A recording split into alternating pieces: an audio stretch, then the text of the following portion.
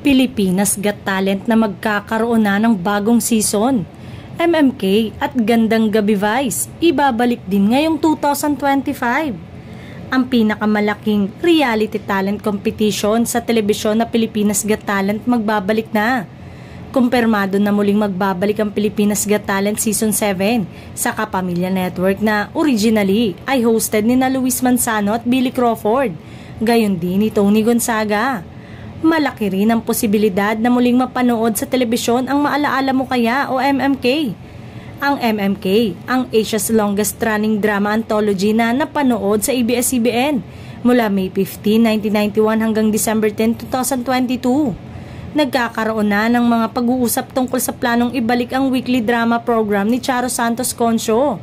Samantala, dahil marami ang humirit na netizen kay Vice Ganda na ibalik ang dati nitong show na Gandang Gabi Vice, ay pinag-iisipan na umano ni Vice at ng management na muling ibalik ang programa nito. Aniya nga ni Vice, "I was actually asked by the management when I signed my new contract if I wanted to do GGV again. Tinanggihan niya ito noon dahil hindi niya daw kakayanin ng 3 show dahil may Everybody Sing. Let's see kung carry na ngayon dahil tapos naman na ang show na yon."